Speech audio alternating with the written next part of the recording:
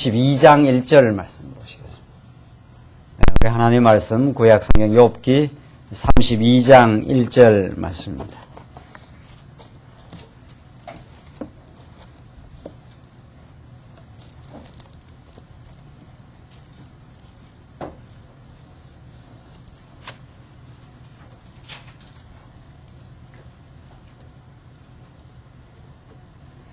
차이신 줄 알고 봉독 드리겠습니다. 구약성경 욥기 32장 1절입니다. 욥이 스스로 의롭게 여김으로 그 세 사람의 대답이 그치매 람 족속 부스 사람 바라겔의 아들 엘리후가 노를 바라니 그가 욥에게 노를 바람은 욥이 하나님보다 자기가 의롭다 하며 또 세 친구에게 노를 바람은 그들이 능히 대답지는 못하여도 욥을 정죄함이라. 엘리후가 그들의 나이 자기보다 많음으로 욥에게 말하기를 참고 있다가 세 사람의 입에 대답이 없음을 보고 노를 바라니라. 부스 사람 바라겔의 아들 엘리후가 발언하여 가로되 나는 연소하고 당신들은 연로함으로 참고 나의 의견을 감히 진술치 못하였노라. 내가 말하기를 날이 많은 자가 말을 낼 것이요 해가 오랜 자가 지혜를 낼 것이라 가르칠 것이라 하였으나 사람의 속에는 심령이 있고 전능자의 기운이 사람에게 총명을 주시나니 대인이라고 지혜로운 것이 아니요 노인이라고 공의를 깨닫는 것이 아니라. 그러므로 내가 말하노라 내 말을 들으라 나도 내 의견을 보이리라. 10절까지 우선 봉독드렸습니다. 우리는 지금 욥기 말씀을 통해서 성경에서 가장 심오하고 또 자칫하면 그 본래의 뜻을 파악하기 어려운 우리 놀라운 진리의 말씀을 지금 우리가 상고해 가고 있습니다. 오늘 본문 말씀은 이제 욥이 긴 그 세 친구들과의 그 변론을 이제 끝내고 마지막으로 그 엘리후라는 젊은 한 그 지혜자로 자처하는 자가 등장해 가지고 그 세 그 친구들의 입장에 서서 그와는 약간 각도는 다르지만 그 본질적으로 동일한 입장인데 욥을 공박해 들어오는 그 마지막 그 변론을 우리가 오늘 지금 살펴가겠습니다. 우리는 지금 욥기 언제나 성경을 우리가 보고 진리를 우리 깨달아갈 때 오늘날 성경을 풀어가고 또 설교 강단이 얼마나 빈곤해지고 또 심지어는 그 본래의 진리가 왜곡되는 것은 성경을 바라볼 때 성경의 전체적인 주제와 그 얼개를 놓쳐버리는 데 있습니다. 성경을 부분적으로 보게 되면은 참으로 그 엄청난 그 부작용이 생기게 되는데 그것은 성경이 본래 말하고자 하는 본뜻과는 약간 달라지는 것이 아니라 심지어는 정반대의 그 규결에 이르기도 합니다. 우리 오늘 이 엘리후의 그 변론을 그 변론만을 이렇게 보게 되고 그 부분을 보게 되면은 하나님에 대해서 얼마나 강조를 하는지 모릅니다. 하나님의 그 전능하심도 강조하고 하나님의 공의로우심도 강조하기 때문에 정말 이 그 엘리후의 그 변론을 깊이 잘 따져보지 않으면은 이 그 진의를 그 파악하기가 어렵습니다. 그만큼 이 우리가 성경의 계시의 말씀, 하늘로부터 온 진정한 지혜의 말씀, 예수 그리스도 안에 모든 지식과 지혜의 부요함이 정말 가득 들어있다는 바울의 그 가르침대로 예수 그리스도를 통과하여 하나님에 대한 올바른 지식을 터득하지 않으면 이 세상에는 얼마나 많은 지혜자라고 자처하는 사람들이 이 세속에서 넘실대고 우리를 유혹하거나 또 도전하거나 우리의 생각을 낚아챌 수가 있습니다.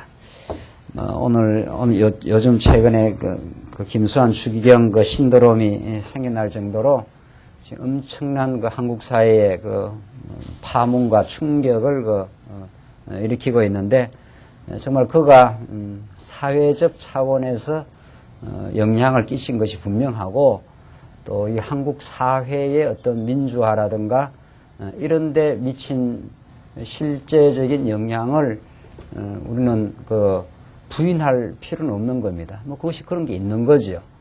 그러나 지금 정작 중요한 것은 하나님의 절대적인 객관적 기준, 그러니까 진리의 기준에 비추어 봤을 때 그것이 무엇인가. 이것은 엄격한 잣대를 갖다 대고 진리를 우리는 말하지 않을 수 없습니다. 지금 엘리후의 발언이 그러하고 새 친구의 발언이 그러합니다. 새 친구의 발언도 전통적인 지혜를 덜먹거렸고 여러 가지 경험을 거론하여 자기들이 지혜롭다고 그렇게 이야기를 했는데 엘리후 역시 마찬가지입니다. 엘리후는 아주 새 친구들의 도전이 변론이 욥에게 의해서 먹혀 들어가지 않는 것을 보고는 굉장히 노를 바라고 엘리후는 오늘 본문의 표현대로 젊은 사람인데 아주 대담하게 나옵니다. 새 나이 많은 사람들의 주장을 다 걷어치우면서 자기가 이제 욥을 상대하겠다 이런 식으로 욥에게 공박하고 욥을 가르치려고 달려드는 장면이 나오는데 욥은 이 엘리후의 주장에 대해서는 묵묵부답하고 최종적으로 하나님 앞에 이제 서게 됩니다. 굉장히 이게 아주 이게 짜여져 있는 구조로 가는데 우리가 지금 성경이라는 것이 이게 욥기 한 권을 보더라도 66권은 말할 것도 없고요. 66권 성경 66권이라는 것이 정말 이게 우리가 탐복할 정도로 창세기부터 이 계시록까지가 필연적인 자리에 필연적인 성경이 위치해 있다는 거죠. 이게 1600여 년간에 40여 명의 기자를 동원시켜서 하나님의 정말 섭리 가운데 이것이 이렇게 편집의 과정을 거친 거 아닙니까? 이제 다 각기 각 시대에 쓰여져 있기 때문에 그것이 계속 전승되어 왔고 점점 이제 교회 회의를 거쳐가면서 거의 16세기 종교개혁 때 그 순서까지 이제 정리가 됐는데 이것이 꼭 있어야 될 그 자리에 꼭 성경이 자리매김하도록 그 편집되어 있다. 이렇게 되어 있습니다. 그걸 어떻게 증명하느냐? 우리가 지금 성경신학에서 그 논리를 증명해 가는 거죠. 우리가 지금 늘 우리가 66권을 살핍니다. 오늘 지금 우리가 살피는 욥, 시편, 잠언, 전도, 아가 이 순서도 마찬가지입니다. 이 순서도 아무렇게나 이렇게 하나님께서 편집한 것이 아니라 욥, 시편, 잠언, 전도, 아가가 하나님의 그 역사 섭리를 통해서 드러내고자 하는 하나님의 속성을 그 순서에 입각해서 그렇게 편집이 된 거죠. 하나님이 전능하신 분이 엘로힘이 천지를 창조하시고 약속하시고 약속을 이루어 가시는 거죠. 이게 이제 구약 성경 역사서의 그 흐름인데 그 전능자 창조주가 천지 만물을 하늘과 땅을 지으시고 마지막 날 아담을 지어 언약을 하심으로 여호와를 선포하는 거죠. 그러니까 전능하신 분이 먼저 나와야 되는 거죠. 그 속성상. 그렇죠? 그래야 이게 말이 순서가 맞다는 거죠. 신실하신 분이 어떤 전능자다. 그게 틀린 말은 아니지만 그 논리적 순서로는 그렇게 되는 게 아니라 말이죠. 전능하신 분이 당신의 무한한 능력을 이 피조 세계 창조를 통해서 드러내시는데 그 전능자가 자기의 택한 백성을 한번 언약하시면 끝까지 신실하게 사랑하신다. 그 말이란 말이죠. 성경은. 그렇기 때문에 욥기가 먼저 나오는 거죠. 자, 그래서 이게 우리 66권 전부의 그 배치 자체가 하나님께서 배치 자체가 이게 하나님이 이렇게 하지 않고는 이 순서 자체가 이렇게 될 수가 없다. 이걸 우리를 깨닫는다는 거죠.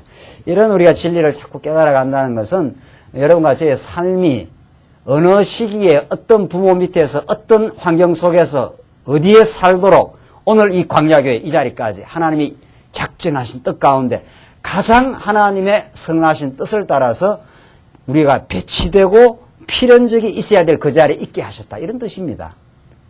자, 그러니까 우리는 왜 우리가 성경을 사랑하고 성경을 통해서 하나님을 알게 될 때 우리 마음의 평화를 누리는가? 성경의 말씀을 이렇게 깨닫게 되면은 정말 하나님의 작정을 믿지 않을 수가 없고 그 하나님의 작정이 언약의 방식으로 실현이 되고 그 실현하는 과정에서 우리를 알고 하나님을 의지하지 않으면 안 되도록 하나님께서 환경을 몰아가시고 그 속에서 가장 신령한 하나님의 복을 누리게 하신다. 이게 우리 성경의 가르침이라는 거죠. 욥기서도 그래요. 욥기서도 엘리후가 이게 등장될 자리에 이렇게 등장이 됩니다. 이게 새 친구들과의 논쟁을 통해서 하나님은 자기의 뜻대로 역사를 자기의 전능한 솜씨로 섭리하시지 인간의 어떤 행동 여하에 따라서 하나님이 섭리하는 분이 아니다. 그게 핵심이에요. 그렇죠? 욥기라는 게. 왜냐하면 하나님은 전능자이기 때문에 그렇다. 그리고 그 전능자가 뜻대로 행하는 것이 가장 욥에게는 복이라 하는 것이 귀결됩니다. 그래서 하나님께서 욥을 망하게 하시지만 이 망하게 해서 많은 인간적 불행을 겪고 고통을 치르지만은 이걸 통해서 하나님은 당신이 뜻대로 행하시는 분이심을 깨닫게 하신다. 그거죠? 그러니까 이거하고 연결이 돼야 된다는 거죠. 그냥 망했다 이것만 이렇게 성경에서 깨달아갖고는 안 되는 거죠. 망하게 하신 하나님의 주권적인 뜻이 지금 실현되고 있다. 지금 이렇게 돼야 되는 거죠. 성경은 이렇게 전체가 연결되어서 하나의 뜻을 가리키는 거죠. 이게 중요하다는 거죠. 우리 인생사에서 나서 죽을 때까지 어떤 많은 사건들이 있지 않습니까? 이런 사건도 있고 저런 사건도 있고 마음 상하는 일도 있고 정말 우리 마음이 회복되는 일도 없고 이 모든 것들이 이렇게 그 단편의 뜻이 있는 게 아니라는 거죠. 망하게 된 것 때문에 욥이 절규하고 하나님 앞에 정말 한탄하고 심지어는 불평 섞인 그 토로를 하고 하나님 앞에 얼마나 그 절망을 경험을 했습니까, 욥이. 그렇죠? 예. 그렇게 하신 하나님의 뜻이 있었다. 이걸 지금 욥과 세 친구들의 그 논박을 통해서 욥이 포기를 안 하는 거죠. 내가 이렇게 된 것은 내가 무슨 하나님 앞에 범죄해서가 아니다. 하나님께서 뜻을 가지고 당신이 나에게 이런 하나님의 주권적인 뜻으로 그 전능하신 능력이 나를 이렇게 만신창이 되게 하나님께서 하셨다. 그것에 대해서 내가 하나님 앞에 변론하고 싶다. 하나님 왜 이렇게 했습니까?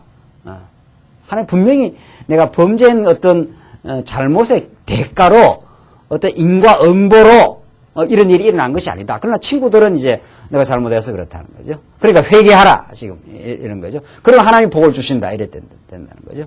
인간이 잘못했기 때문에 하나님이 복을 주었고 너가 회개를 하면은 하나님이 복을 주실 것이다. 이런 구조라. 친구들은. 그러나 욥은 그게 아니. 하나님께서 망하게 하셨다. 나를 내가 아무 범죄 없지만은 지금은 내가 알 길이 없는 그런 거죠.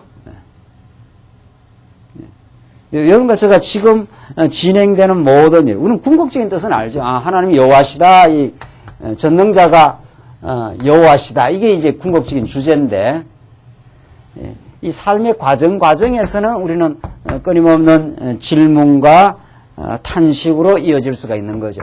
그것이 결국은 이 끝까지 가보면은 그 해답이 떨어진다는 거죠. 하나님은 계속 우리의 인생사를 지금 진행시키고 있는 거죠. 왜 그런 일이 내게 일어났을까? 왜 그런 일이 일어났을까? 그런데 하나님의 전능하신 주권적인 능력으로 하나님께서 나를 만신창이 되게 하셨다. 그래서 내가 하나님 앞에 절망하고 탄식하지만 내가 하나님 앞으로 더 전진하고 있고 나를 정금같이 나오려고 그렇게 하나님께서 지금 하신 일이다. 이걸 점점 깨달아가고 있어요, 지금.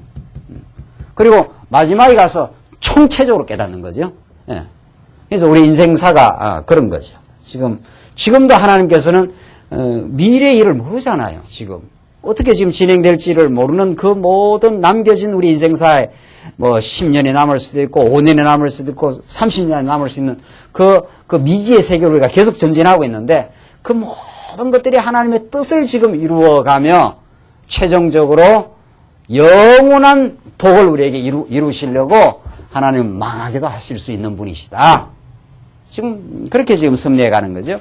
그래서 이 전체를 봐야 되는데 엘리후는 어떤 위치냐 이거죠. 엘리후는 세 친구가 그렇게 욥을 공박하고 있지만 욥은 우리 지난 시간에 내가 하나님 앞에 변백해야 되겠다.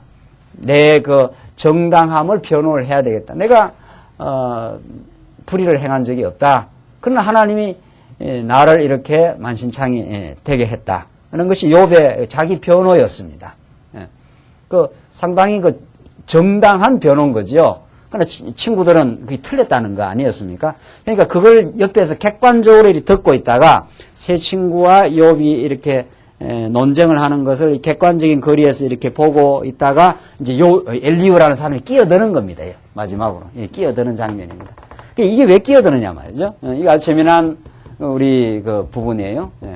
성경에서 어떤 등장인물이 등장하는 건 꼭 등장할 때가 돼야 등장한다는 거죠. 우리 인생사도 그렇지 않습니까? 꼭 무슨 일이 일어나려면 어떤 사건이 일어나기 위해서는 어떤 그 사건을 일으킬 수밖에 없는 어떤 조건이 형성이 됩니다. 어떤 사람이 등장을 하거나 그건 내 편에서 형통하든 공부하든 어떤 그 일이 등장하게 되어 있습니다. 그 변수를 우리가 컨트롤 못합니다. 우리가 컨트롤 못합니다. 우리가 만약 그걸 다 컨트롤할 수 있다면 전능자죠. 그래서 지금 엘리후가 세 친구들의 변론 끝에 이제 등장하는 그 이유가 있어요.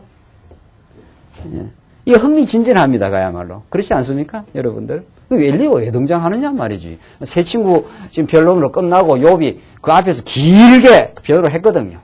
하나님 이러신 분이고 나는 이런 하나님을 깨닫고 지혜를 지금 설명하고 있고 나는 참 복받은 인생이었지만 하나님께서 나를 만신창이 되겠다. 말할 수 없는 고난에 넣었다.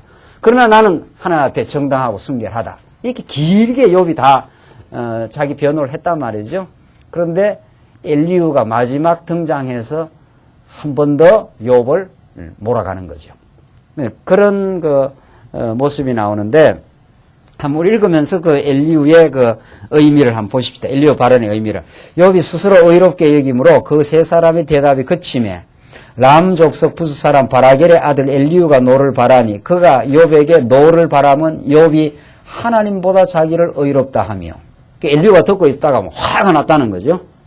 왜냐하면 그가 욥에게 노를 바라는 건 이제 욥한테 막 이제 화를 냈다는 거죠. 욥이 하나님보다 자기가 의롭다 하며 욥이 자기 순결함을 앞에서 길게 서술했지 않습니까? 내가 언제 하나님 앞에서 과부의 눈을 실망케 했더냐, 어떻게 했더냐 하면서 쭉 이제 하는 걸 듣고 보니까 엘리후가 이제 화가 난 거예요.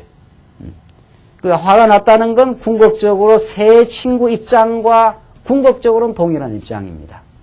이 엘리후 역시 세 친구와 동일한 인과응보, 상식적 신관을 가지고 있는데, 욥이 세 친구들의 공격에 안 무너진 거죠, 끝까지. 계속, 고통도 받았고, 절망도 했지만, 하나님이 욥의, 신앙을 붙들어 준 거죠. 그러니까 그걸 보니까 더 이제 화가 나는 거죠, 엘리후가. 엘리후도 역시 같은 입장이에요, 궁극적으로는. 약간 설명의 각도가 다르지만 본질이 똑같은데. 그래서 욥이 하나님보다 자기가 의롭다 하며. 이제 볼 때는, 엘리후가 볼 때는 욥이 하나님보다도 욥 자신이 더 의롭다. 이렇게 주장하는 걸 느끼는 거예요. 욥이 나는 결코, 하나님 앞에서 정당하다, 순결했다. 내가 이렇게 말하니까, 엘리후가 이제 화가 난 거예요, 화가. 그래서 셋째, 3절 또 세 친구에게 노를 바라면 그들이 능히 대답지는 못하여도 욥을 정죄함이라. 그 세 친구 봐도 답답하다 이 말인 거죠. 그래서 이 세 친구들이 욥에게 능히 대답을 못하고 욥이 계속해서 어떤 공격을 해도 욥은 공격을 하면 할수록 점점 욥이 하나님과의 관계가 더 돈독해졌다는 걸 우리 볼 수 있는 거죠. 우리 앞에서. 우리 지금 쭉 이 내용의 전개를 우리가 기억하는 게 중요한데, 계속해서 똑같은 논변으로 계속 공격을 해왔어요, 세 친구들. 그때마다 욥의 답변이 하나님이 나를 이렇게 하셨다. 이렇게 하면서 점점 뒤로 갈수록 욥은, 상황은 악화가 됐지만은, 이 놀라운 것은, 기억나십니까? 이게 뒤로 전개될수록 욥은 문제가 해결이 되지 않았어요? 그래서 몸은 아프고 자식들 다 죽고 재산 다 날아가고 인간이 겪을 수 있는 모든 고통을 지금 겪고 있는데 이 상황이 전개될수록 욥이 점점 누구하고 돈독해집니까? 하나님하고 돈독해져 가는 이 전개를 우리가 볼 수 있었어요. 그래서 점점 뒤로 갈수록 이 마지막 거의 클라이막스에 와서는 하나님이 내 작정한 길을 아시나니, 하나님이 내 길을 인도해 오셔서 내가 정금같이 정말 이 단련한 후에 정금같이 나오게 될 것이라.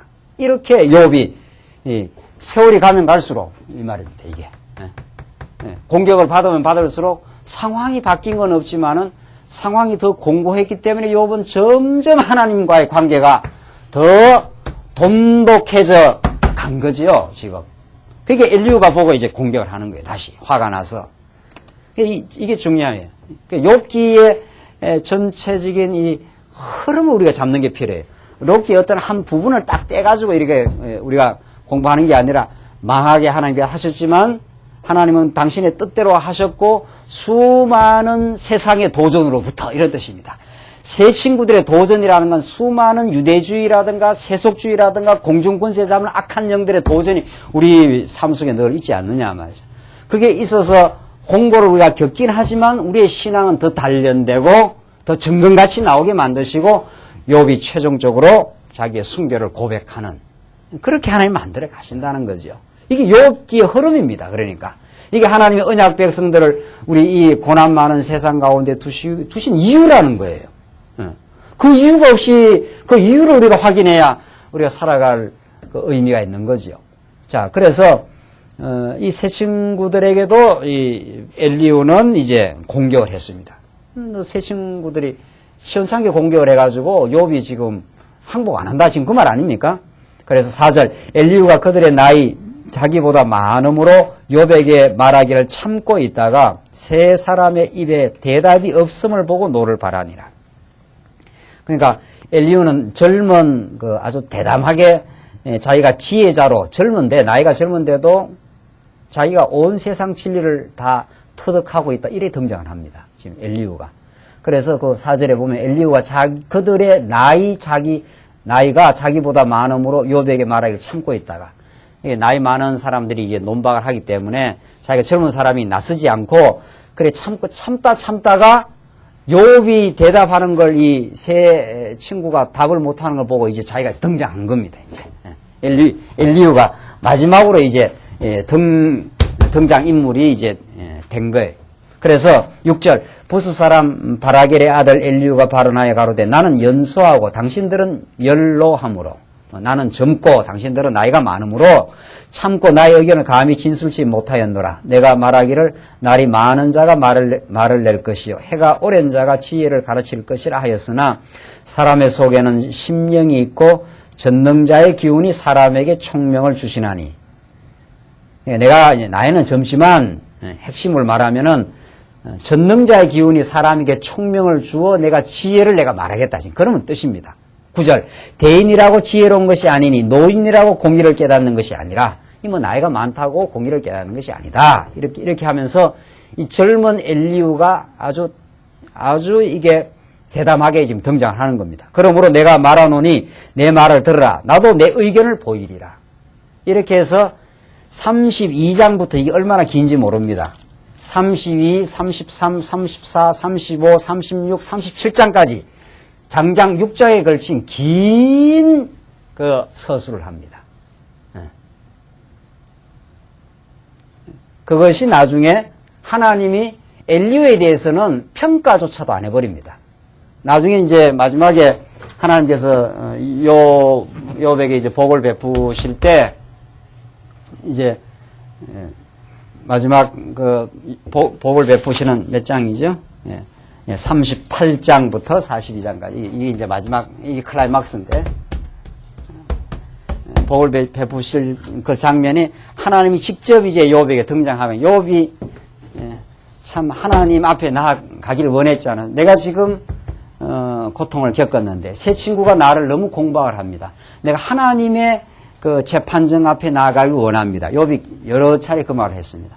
하나님이 이 사태를 최종 심판을 하셔야 되겠습니다. 나는 순결합니다. 이렇게 욥이 했는데 하나님이 이제 마지막에 나타나서 이제 욥에게 거꾸로 질문을 하면서 욥을 거꾸로 틀리는 거거든요. 욥을 거꾸로 틀리고 마지막에 이제 욥이 깨닫게 되는데 지금 엘리후가 지금 어떤 그 입장인가 하면은 엘리후가 객관적인 자리에 있다가 등장해서 내가 나이는 젊지만은 내가 내 의견을 말하겠다 이렇게 등장하면서 아주 긴 지금 주장을 하는데 하나님은 이 엘리후의 주장에 대해서 가타부타 그 언급이 나중에 없어요. 그 말은 무슨 뜻인가 하면은 엘리후 주장은 앞에 세 친구들의 또 다른 반복일 뿐입니다. 말만 그럴듯하게, 이게 얼마나 깁니까? 32장부터 37장까지 걸치는 긴 주장인 것 같이, 그리고 자기가 굉장히 그 지혜자로 자처를 하고 등장을 하지만 그 핵심을 이렇게 뽑아보면은 세 친구가 똑같아요. 나중에 보면은, 알고 보면은. 굉장히 그 현란한 언어를 씁니다. 이 엘리후가. 알고 보면은. 자, 이건 굉장히 중요한 부분인데, 사실은 그 인본주의자들, 이 성경을 모르는 사람들의 주장을, 핵심을 이렇게 요약을 하면 딱 하나로 이제 귀결이 된다는 거예요. 인간의 자기 영광. 그렇게 되어 있습니다. 인간의 자기 능력의 실현, 인간의 자기 의. 그렇게 모든 이 세상의 주장을 이렇게 뭔가 주장을 하고, 뭐 그럴듯하고, 오만 그 언어로 장식을 하고 해도 그 핵심을 이렇게 딱 엮으면은 엘리후 주장이나 세 친구들의 주장이나 그 핵심이 똑같고 엘리후가 더 아주 화려합니다. 엘리후가. 그게 이 길어요. 굉장히 깁니다. 그래서 하나님은 마지막에 이 평가를 내리시는데 하나님이 평가를 내릴 때 엘리후에 대해서는 언급도 안 해버립니다. 그러니까 세 친구들이 너희들이 틀렸다. 욥이 옳았다. 이렇게 평가해줌으로 엘리후는 세 친구들의 그냥 그 언어가 뭡니까? 그러니까 아주 이렇게 언어를 이렇게 말을 이렇게 만들어서 하는 말이 있잖아요. 그런 핵심은 그 말인 것으로 평가가 되고 맙니다. 그 사도 바울이 그 고린도서에서 고린도 교회 성도들이 그 당대 그 헬라 철학에 만연해 있었고 고린도 교회 사람들이 아주 그 말과 지식이 능란했던 사람들입니다. 고린도 교회 사람들이. 사도 바울이 그걸 굉장히 칭찬을 해줍니다. 칭찬을 해주는데, 알고 보면은 사도 바울이 내가 말에 능하지 않다 그럽니다. 말에 능하지 않고, 하나님의 그 놀라운 복음은 그 말로 이렇게 나타나는 게 아니라 하나님의 능력으로 나타나고, 실제로 성령의 나타남으로 이 십자가 사건으로 등장한다 하는 걸 사도 바울이 가르쳐 주고 있는데, 사실 복음이라는 게 그런 거라는 거죠. 지금 엘리후가 긴 지금 말을 이제 시작하려고 서론이 이렇게 길어요. 11절 한번 보십시다. 11절 보시면 11절로 14절은 엘리후는 욥의 주장을 꺾지 못하는 세 친구를 또 힐책하고 나갑니다.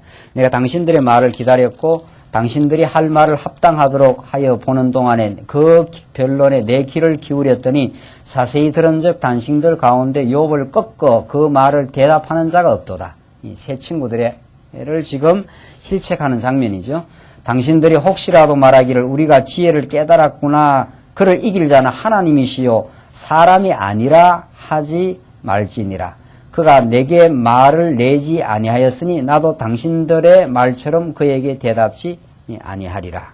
이렇게 하면서 욥의 주장을 결국 못 꺾은 그 세 친구를 이제 힐책을 하는 겁니다. 당신들이 결국은 욥을 꺾지를 못했다. 이러면서 이제 내가 등장할 이유가 그래서 내가 등장한다.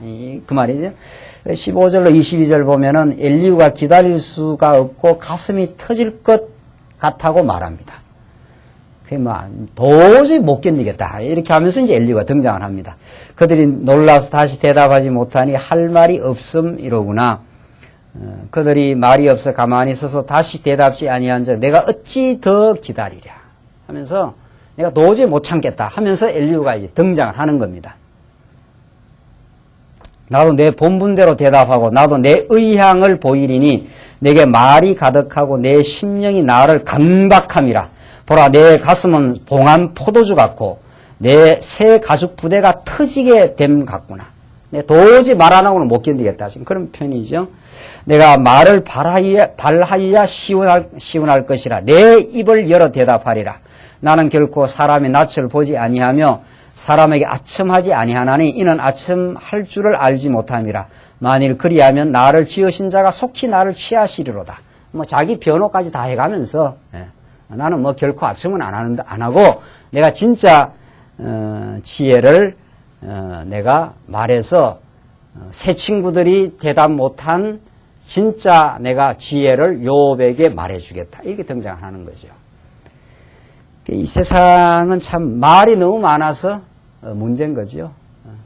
정말 성경 우리 전도서에 우리 공부할 때도 나왔습니다만은 정말 그 지혜자, 이 하늘의 그 지혜를 그 터득한 자는 말을 많이 하는 사람이 아니고 하나님의 위로부터의 자기 주장과 자기 생각이 포기가 되고 이제 이 기도하는 시간인데 우리 정말 언약의 말씀을 듣는 우리 하나님 택한 백성들이 이게 진정한 복과 참 지혜의 자리가 어디냐 하면은 자기 생각과 자기 주장이 하나님의 자기 계시 앞에 아무것도 아닌 걸 깨닫고 포기되고 그게 십자가 사건입니다.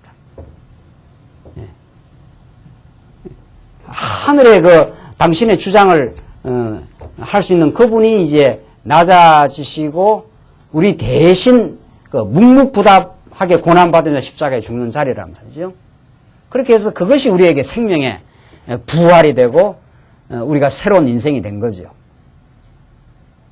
이게 그러니까 하늘의 지혜를 얻는 자는 전도서의 말씀대로 말을 바라는 게 아니라 하늘의 지혜를 듣는 사람이라 그렇게 되어 있단 말이죠. 신명기 말씀에도 들으라 이스라엘 백성아 이렇게 나가죠. 하나님의 계시의 말씀이 하늘로부터 이제 내려오는 거죠. 모세가 중보자가 되어서 하나님의 거룩한 영원한 진리의 말씀을 터득하여 이스라엘 백성에게 전해줄 때 들으라 이스라엘 백성아 이렇게 나가는데 여러분 오늘 제가 오늘 이 수요 기도회로 모였다. 이게 굉장히 중요한 겁니다. 우리는 성령의 인도 따라 살지만은 때때마다 우리의 육신의 소욕이 발동을 하고 우리가 하나님의 뜻을 잊어버리면은 자기의 생각, 자기의 주장, 자기의 계획 이것이 언제나 앞섭니다. 그렇게 되면 충돌이 일어나고 번민이 일어나고 걱정과 염려가 일어나고 그것을 잠재우고 하늘의 뜻을 깨닫게 되고 신령한 말씀에 우리의 생각이 사로잡히고 하나님의 계획이 이 땅 위에 실현됨을 지금 우리가 깨달아 그의 뜻을 우리 추구자 하고자 하는 거. 이게 수요 기도회란 말이죠. 예. 기도라는 게 그런 겁니다. 지금 엘리후의 그 문제점은 뭡니까? 자기가 지혜자로 자처하고 지금 내가 말하지 않으면 못 견디겠다. 뭐 이렇게 지금 등장을 하지만 사실은 그것이 얼마나 어리석음을 분출하는 과정인지 모르는 거죠. 모든 이 세상의 갈등 거의 언어를 통해서 이루어집니다. 언어는 그렇게 중요합니다, 사실은. 야고보서가 우리에게 참 믿음의 행위를 가르치면서 아주 중요하게 다루고 취급하는 것 중에 하나가 그 언어 생활을 아주 중요하게 취급합니다, 사실은. 왜냐하면 언어라는 것이 단순 뜻없는 소리가 아니라 그 뜻을 담고 나오고 그 뜻은 인격의 반영입니다. 인격은 하나님 아는 지식의 반영입니다. 그렇게 된 거죠. 그렇게 올라가는 거죠. 우리가 하나님의 뜻을 늘 묵상하고 참 때때마다 이렇게 말씀을 들을 수 있는 건 큰 복입니다. 정말. 그래서 우리가 일용할 양식을 주옵시고 이건 굉장한 기도입니다. 그러니까 우리가 아침 일어나서 말씀을 살피고 또 말씀을 듣고 또 저녁 우리가 하루 생활을 끝내고 뭐 수요 기도가 그런 거죠. 뭐 수요 기도에만 기도회가 아니에요, 사실은. 우리가 가능만 하면은 뭐 월요 기도회를 해도 되고 화요 기도회를 해도 되고 그런 거죠. 그러니까 우리가 뭐 화요일날 성도 대학도 하고 이 다 말씀을 듣고 내 생각을 포기하고 하나님의 뜻이 맞았습니다. 당신의 뜻을 이루려고 나를 이 땅에 두신 겁니다. 이렇게 자꾸 깨달아가는 거죠. 그때 마음에 평화가 오고 우리는 새로운 소망이 생기고 그렇습니다. 엘리후의 등장은 어리석음의 분출일 뿐입니다. 새 친구와 또 다른 어리석음일 뿐입니다, 사실은. 그래서 엘리후가 내가 뭐 견딜 수가 없다. 말을 바라야 내가 시원할 것이라 하면서 등장하면서 현란한 언어를 지금 써가지고 길게 뭐 이야기를 하지만은 그 핵심을 이렇게 딱 쥐면은 인간의 자기 영광이에요. 인간이 하기 따라서 하나님이 한다. 지금 그 말입니다. 그 말을 지금 뒤에 가면 합니다. 그게 얼마나 어리석은 신관인지 모릅니다. 여기에서 인간의 자랑이 나오고 인간의 의가 분출되고 그 의는 뭐 모든 인간이 다 자기가 의롭다고 생각을 하니까 거기에 뭐 충돌과 하나 될 수 없는 그래서 그 분리 현상이 나오는 거죠. 인간은 이 하나됨 속에 말할 수 없는 평화와 기쁨이 있는 것이고 그 궁극적 하나됨은 하나님과의 하나됨입니다. 우리가 에덴 동산에서 우리가 쫓겨나 추방된 것은 하나님 앞에서 우리가 독립을 선언한 거거든요. 아담이 하나님의 뜻을 거부하고 듣기를 거부하고 내가 하나님과 같이 되기 위해서 그 인간 속에 뿌리 박혀 있는 어리석은 생각이 그것은 위로부터의 하나님의 진리의 메시지가 우리에게 임하지 않으면 언제라도 분출하는 거죠. 지금 엘리후가 그렇습니다. 엘리후가 막 가르치려고 아주 달라들어요. 아주. 그래서 제가 기독교 교육학 책을 쓰면서 이제 언젠가 나중에 이제 완성을 해야 되는데 인간은 가르치는 존재가 아닙니다. 궁극적으로. 인간은 하나님 앞에서 배우고 기도하는 존재입니다. 궁극적으로. 모든 인간이 그렇습니다. 모든 인간이. 궁극적으로. 그러니까 목사가 앞에서 이렇게 복음을 전하고 가르치는 것은 교육자라서 그런 게 아닙니다.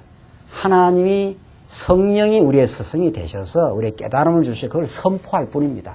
전하면서 그 말씀에 의해서 통제를 받는 거죠. 그 말씀에 가르침을 받는 인생이란 말이죠. 우리 모두가. 그때 우리가 얼마나 평화롭고 진정한 그 하나님의 뜻을 우리가 추구해 갈 수 있습니다. 엘리후는 그의 정반대의 길을 갔습니다. 엘리후는 스스로 지혜자임을 자처하고 자기가 노인들보다 더 우월한 젊은 사람이라 이렇게 말하면서 자기의 그 어리석음을 지금 아주 토해내고 있습니다. 33장 한번 보십시다. 엘리후의 이제 본격적인 주장이 나오는데 엘리후의 신관이 나옵니다. 모든 그 인간의 지식은 그 신관으로 귀결되는데 신이 있느냐 없느냐 이제 그것으로 귀결되는 거죠. 그 신이 있다고 주장하더라도 그 신이 어떤 존재인가 이렇게 귀결되는데 1절로 7절 보시면은 엘리후는 창조주 신 앞에서 자기와 욥이 일반이라고 주장을 합니다. 1절로 보십시다. 그런즉 욥이여 내 말을 들으며 나의 모든 말에 귀를 기울이기를 원하노라.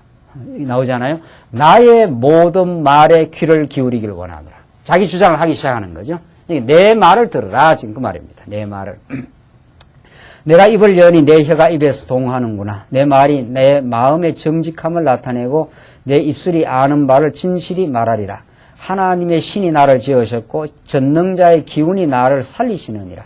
그 다 하나님을 동원을 하지요. 그러니까 하나님을 동원하지 않는 거짓은 없습니다. 모든 이단도 다 하나님 다 동원하죠. 거기에 우리가 넘어가면 안 된다는 거죠.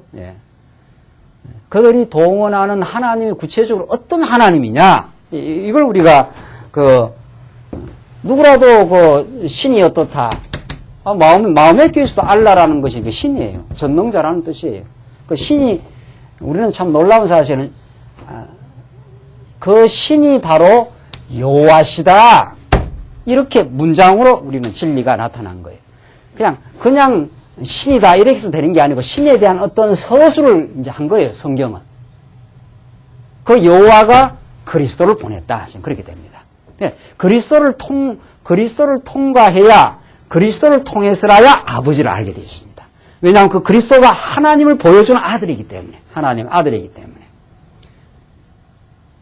그래서 김수환 추기경이 예수 그리스도가 아니고도 구원의 가능성이 있다 이렇게 말했단 말이죠. 그걸 우리는 놓칠 수가 없어요. 그런 주장들을. 그 아무리 사회적으로 세속적인 기준으로 해서 얼마나 많은 의의를 세웠는지 모르겠지만은 예수 그리스도가 아니고도 구원의 가능성이, 그게 1962년부터 65년까지 바티칸 공의회라고 하는 가톨릭의 그 공식적인 주장입니다. 그게 타 종교에도 구원의 가능성이 있다. 그러니까 가톨릭은 굉장히 포용적으로 보이죠. 예. 기독교가 오히려 편협되게 보인단 말이에요. 천만의 말씀입니다. 진리는 그걸 편협이라고 그러지 않는단 말이에요. 그것은 하늘에서 우리에게 가르쳐준 계시 진리이기 때문에 그거밖에 없는 거죠. 인간이 이렇게 저렇게 규정을 못하는 거죠. 성경이 가르치면 하늘에 계신 아버지가 예수를 통해서만 아버지께로 가는 길을 열어줬다.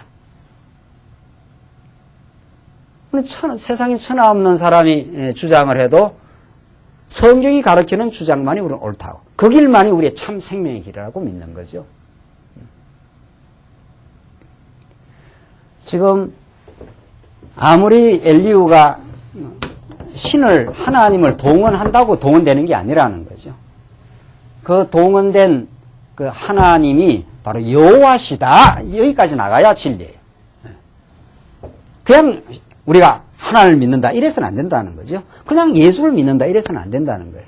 예수는 그리스도이심을 믿습니다, 이래야 된다는 거예요. 예수가 그리스도로 이 땅에 보내신 하나님 여호와를 믿습니다, 이렇게 해야 정확한 거죠. 그래야 그 신이 나를 영원히 사랑하시고 나의 범죄까지도 용서하시고, 그걸 용서하기 위해서 하나님은 당신의 아들을 십자가에 못 박아 우리에게 영원한 사랑을 확정하시고 우리를 죄 없다 하신 분이고, 이런 신과는 성경이 아니고는 없다 이 말이죠. 기독교가 아니고는. 알라 신에도 그런 주장은 없어요. 그냥 신이 전능자다, 모든 걸 주장한다, 그런 말은 있어요. 그러나 그 주장하는 그 신이 당신의 아들을 십자가에 못 박아 사랑을 우리에게 확정한 그런 신은 안 가르치는 거죠. 이게 다른 거죠. 이것만인 거죠. 이것을 우리는 전하는 거죠. 여기에 뭐 타협이다 뭐다 이런 게 있을 수가 없는 거죠.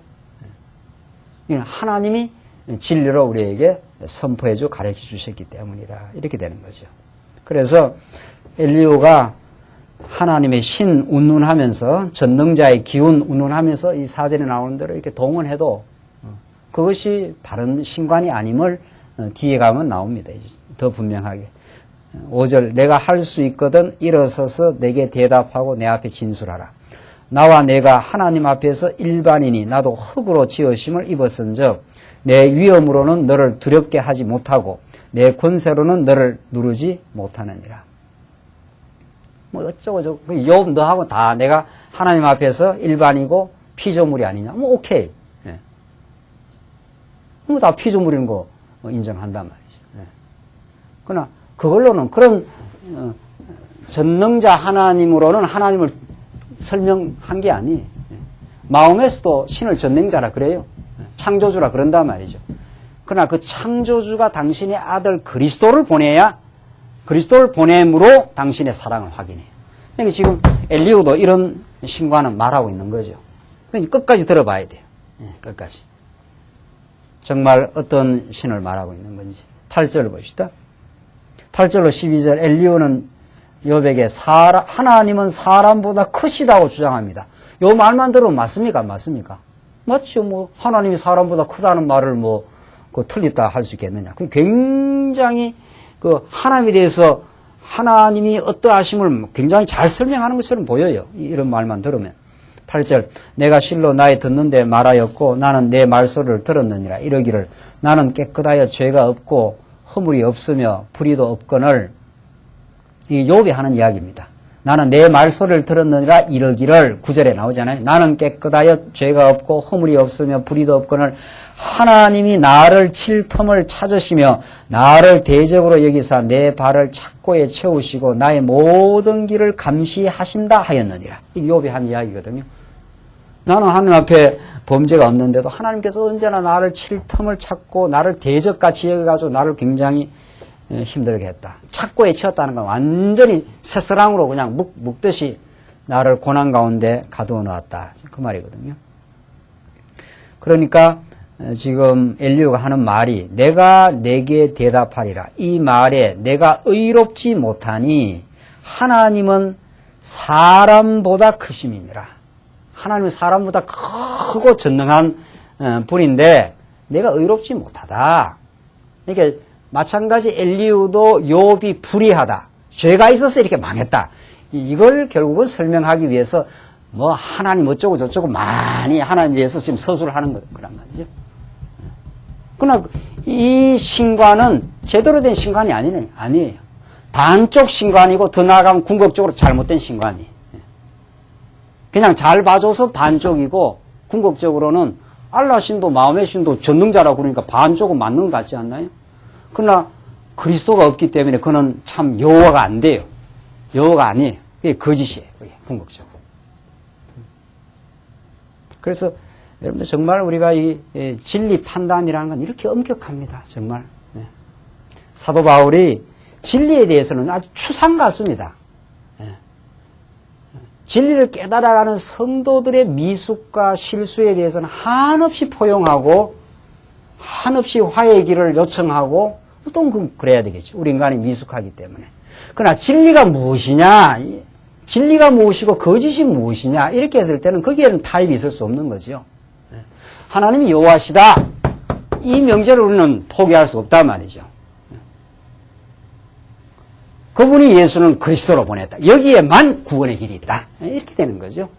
그것이 우리의 생명이요. 그것이 진정한 하나님의 영광이요. 그러나 로만 가톨릭은 언제나 성경과 교황의 말씀을 동등하게.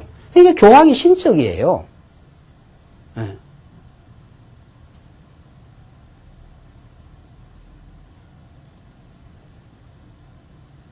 정말 우리 인생과 우리 교회를 통해서 누구만이 영광을 받아야 되는가 말이죠. 여기 우리 종교개혁자들의 아주 순수한 신앙의 정렬이 있었고 우리 성경신학은 정말 언약 성지사는 그걸 더욱 발전시키고 하나님의 주권적 영광만이 우리의 삶의 전부라. 이걸 우리는 지키고 이 속에 우리는 정말 무한한 행복이 있습니다. 그 주권적 영광을 드러내기 위해서 우리를 만신창이 되게도 할 수 있고 우리를 회복시킬 수도 있고 우리를 뭐 죽게 할 수도 있는 것이고 친구가 최근에 말씀을 들었어요. 애친구인데 정말 전화가 왔는데 말이죠. 밤늦게 전화가 왔어요. 어떻게 너무 이렇게 사업도 힘들고 어려운 가운데 겪고 있다가 또 집안에 여러 가지 불행한 일이 많았는데 어떻게 제가 생각이 나서 광야의 교회라고 뭐 이름을 치고 들어갔더니 인터넷에 떠와서 그걸 인터넷에서 들었답니다. 그 들어보니까 말하는 게 규우가 네가 말하는 게 맞아 보인다 뭐 이렇게 이야기해요. 그 참 뭐 제가 한 게 옳다가 중요한 게 아니라 그 친구가 이제 말씀을 들었다는 게 이제 놀라운 사실인 거죠. 그 친구는 아주 철학적이고 아주 책을 많이 봤고 뭐 생각도 많고 뭐 하여튼 맞아 보인다는 거예요. 글쎄 뭐 하여튼 내가 말해서 맞는 게 아니라 내가 성경에서 말하는 하나님을 그 언약의 하나님을 그냥 성경에서 깨닫고 나도 배웠고 그것이 하나님이라고 뭐 내가 전했을 뿐이고 그렇게 잘 깨달았으면 참 좋겠다. 정말 잘 깨달았으면 좋겠고 우리 인생사에 불행한 일도 많았지만은 참 그 모든 것들이 참 하나님이 해가신 일이고 그러니까 이제 너무 이제 그 여러 가지 불행한 일이 있으니까 그걸 이제 자기는 하나님이 하시는 걸 믿어지는데 이런 현상은 어떻게 설명했으면 좋겠느냐. 이제 그 질문이 남아 있는 거예요. 최근에 이제 말씀을 듣고 여러 인터넷을 많이 듣다가 또 우리 마지막에 이제 우리 말씀을 들었답니다. 들어서 이제 맞아 보인다는 거예요. 그 중국 동포 모임 뭐 그 인터넷도 다 봤다는 거예요. 너 교회는 한 40~50명밖에 안 모이는 것 같은데 뭐 얼마 안 된다 우리는. 그런데 정말 진리인 것 같아. 뭐 이렇게 말해요. 진리인 것 같은데 너무 지금 어떤 어려운 일이 있는데 이런 것은 왜 하나님께서 허락하느냐. 이런 걸 가지고 어떻게 기도해야 되느냐. 이렇게 물어요. 욥기를 공부했으면 참 좋겠다. 그 설명하려면 너무 길지 않아요. 너무 길다기보다도 이제 뭐 물론 짧게도 설명할 수 있고 좀 길게도 설명할 수 있는 거지만은 네. 그래서 욥기를 들었으면 좋겠다 이제 이야기를 했었는데 정말 그 욥기는 참 하나님이 이 욥이라는 인생이 얼마나 불행하게 되었습니까? 욥은 그 실존적 역사 인물인데 정말 욥이 얼마나 불행하게 됐느냐 말이죠.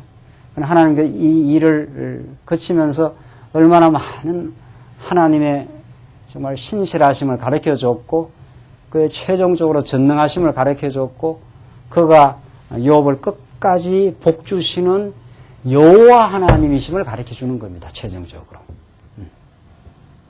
그는 한 번 사랑하기로 작정한 그 하나님은 인생이 망가지고 하나님을 떠나가든 하나님을 잘 섬기든 상관없이 당신의 아들로 삼고는 끝까지 하나님께서 당신의 언약을 이루어 가시는 그것을 예수 그리스도 안에서 이루어 가시는 분이심을 우리에게 이 욥은 그림자적으로 지금 보여주는 겁니다. 욥의 전체 인생은 장차 오실 메시아 사건인 거죠. 예수 그리스도는 참으로 무지하신 분이고 죄를 알지 못하시는 분이십니다. 근데 그가 이 땅 위에 와서 가장 참혹한 그 죄값을 치르고 가장 저주스러운 죄의 형태를 걸머지고 죽습니다. 이게야말로 신비 중에 신비 아니냐 말이죠. 이게야말로 하나님이 우리에게 가르쳐주고자 하는 가장 깊은 그 뜻을 우리에게 실현해 가십니다. 그는 고난 받아야 될 이유가 없는 존재였고 그는 아무런 범죄하지 않는 하나님의 죄를 알지 못하는 하나님의 아들이었지만 그는 묵묵히 하나님 앞에서 우리의 모든 죄악을 걸머지고 여호와 하나님의 신실하신 그 무한한 사랑을 이 땅 위에 죄로 말미암아 몸부림치는 우리 인생들에게 진정한 소망을 죄악으로 말미암아 깨어지고 정말 만신창이 되어 때로는 살아가는 온갖 불행을 겪으면서 하나님 앞에 때로는 절규하고 절망하는 인생들에게 진정한 소망이 되어주신 그것이 예수 그리스도 안에 주어지는 무한한 영생의 복입니다. 사랑하는 성도님들, 우리는 이 땅을 우리는 전부로 보지 않습니다.